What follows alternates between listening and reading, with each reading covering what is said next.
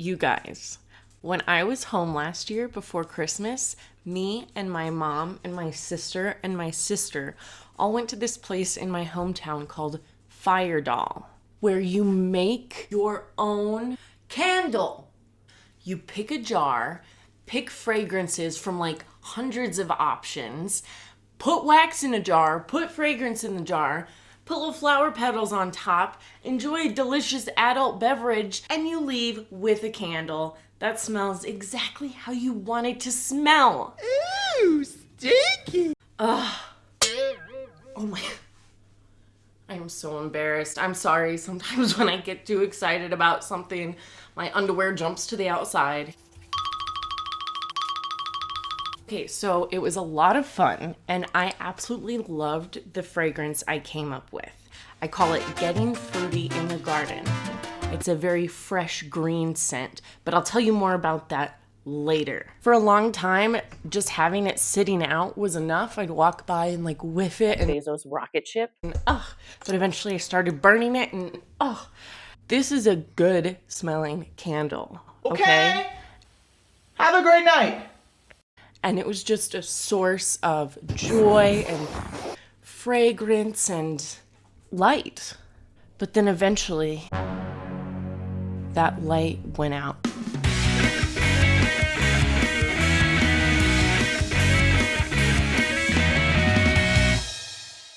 Welcome to this week's episode of the Art Mack Make Show, the show for Graham and the fam where Mack makes art and also makes conversation. This week, Mack made a whole bunch of candles. First thing I did was hop online to candlescience.com, which is the big candle supply seller place, not a sponsor. This is literally where Fire Doll has to get their supplies because all of the fragrances are like there. I just saw Brandy Pear popped up. Wasn't that your fragrance, Sydney? She added too much, or maybe not too much, but more than was her original plan. And boy, it smelled a lot like that. But I think we balanced it out, didn't we? Us as a group, everyone, we sorted it out. Right away, I found the 3 fragrances that I needed to make up my blend. It is mostly rosemary sage, followed by garden mint, and then the least amount of pineapple sage. That's when I noticed under the shipping options, it said you could pick up your order at one of their 2 warehouses, either in South Carolina, or Reno, Nevada. One of them is 10 minutes away from where I live. The only requirement is that the order needed to be at least $50. So I went ahead and added 10 pounds of soy wax to the cart and 10 ounces of fragrance oil. I also grabbed the wicks that I would need in a couple different sizes. I made my candle with wicks. That's so stupid. And a couple different fragrance oils because I'm trying to mix up something special for Kurt. That made it sound like I'm gonna poison him. No, I'm just gonna try to make him a candle of his favorite smell. What's your favorite smell? Hot pine. He says it like it's a thing. It's not a thing. What happens if we just search hot pine fragrance? I placed the order, and the very next day, I could go pick it up. Already. I just got my box of stuff from Candle Science. I think we're gonna do this in the kitchen. So why don't you follow me downstairs and we'll get started. I'm just following this Candle Science tutorial for beginner soy wax candles. So I started with step 1, melt the wax. I apologize if I'm offending anyone with my itty bitty little outfit. I'm just worried once I get wax melting, it's gonna get quite warm in here, so I'm sorry.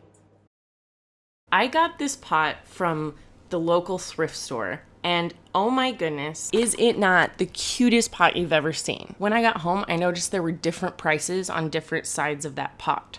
One sticker said $5, and the other one said $2. Guess which I ended up paying? $5. That's fine. I don't care. It ended up holding 9 pounds of melted wax perfectly, leaving me 2 pounds for my extra candle for Kurt. This is editing Mac here. I just realized that after this, I don't say anything else about Kurt's candle ever again. So I'll just tell you about it now. I ended up using a blend of mountain pine and cypress and sage, I believe. Let's see how we liked it. Does it smell like hot pine? Oh. Step 2, prepare your candle jars. While this is melting, I'm going to wick my jars. I got a bunch of different glasses and jars from Salvation Army as part of a very successful thrift haul, including this outfit I'm wearing today. Yes, thank you very much. And I threw all those jars in the dishwasher to get them clean. Ooh, they are warm.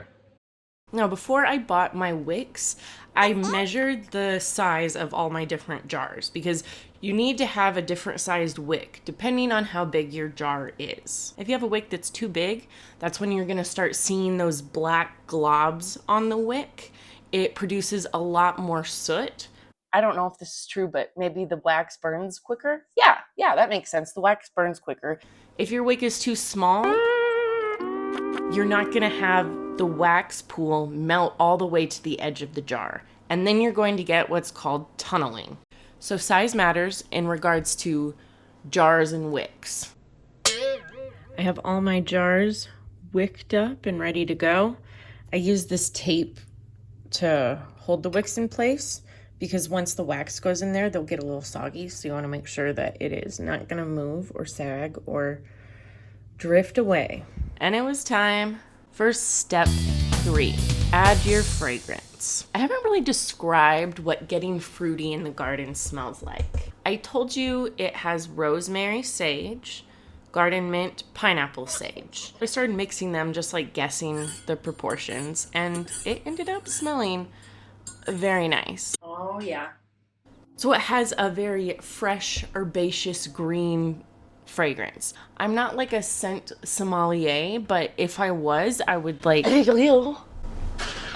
I am. Okay, do you want to take this one? Yeah. What I like about the fragrance is how nice and warm and fresh and adulty it is. Very good. I like it. Yeah. My thoughts exactly. Step 4, pour the wax into your prepared jars. This is obviously the most exciting step and the one where you're most likely to spill wax. Bad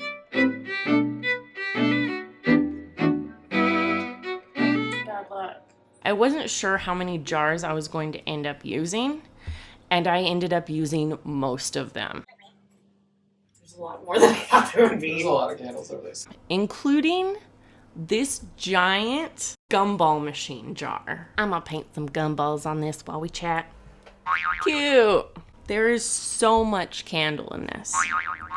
Did you know you're actually supposed to smell the lid of the candle? It's going to give you the most accurate representation of what the smell is going to smell like when it's actually in the air, as opposed to sniffing the wax itself. Wow, I do know a lot about candles. How is that? Well, I made candles once before, but it wasn't an overall positive experience. This was back when we were literally renting Wi-Fi modems from the library, like there's some shaggy old romance novel. Shaggy. That's a pun for my friends over the pond. Just kidding, I don't have friends. But it is a pun though, because in England, I'm not gonna explain it. Yeah, I will. In England, shag means sex. The other reason I know about candles, I said that I was so obnoxious. I know about candles is because one holiday season I worked at Yankee Candle. I worked there like from like October to December. I loved it. I was trying to think if I had any like good customer service stories from then, but I really can't remember any. No one's really stressed when you're shopping for a candle. For some reason, people are real stressed when I try to get into a movie. Seriously, there was this guy this week that was so grumpy. He couldn't find where to buy tickets first. Then when he did, he was mad that he had to choose a seat, but then he did. And then he was mad because he tried to hand me his card, And I didn't notice he was trying to hand me his card because there's a machine on his side. And he goes, "You gonna take it from me?" And I was like, the machine's there. And so he does it. And then he says, "Do I have to run the projector too?" And I said, Then he looks back at me with so much sass and says, "You're welcome." And I said, "You're welcome." And my coworker said, "Yeah, that's what you get." I don't really know what he meant by that, but I liked the support. I would also like to take this opportunity to roast the faces I make when I'm concentrating. Look at this. She's giving Reba McEntire. Boom. Roasted. Goodness gracious. Look at this. Boom. Roasted. This one, I just see constipated turtle. Boom. Roasted. When I was filling the jars, I almost forgot to fill the jar I got at Fire Doll, which is like the whole point of this. But eventually, the candles set. Once the candles cooled, I went over the top with a little layer of hot wax and then added all of these flower petals. Sprinkle, sprinkle. At Fire Doll, we just added the petals right away, so some of them sunk. But all of the flower petals on these candles are hand gathered by me on a lovely little hike. Take a look.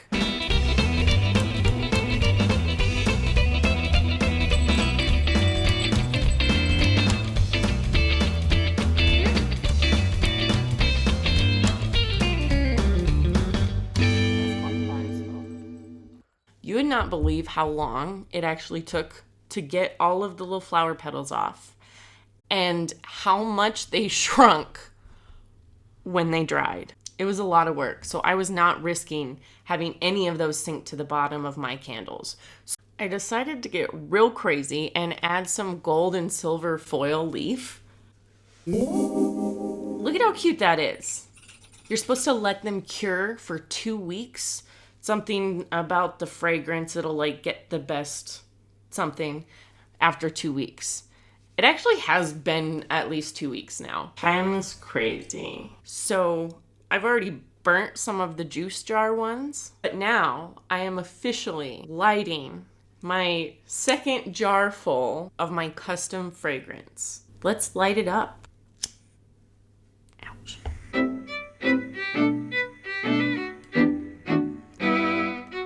Look how pretty it is. You see?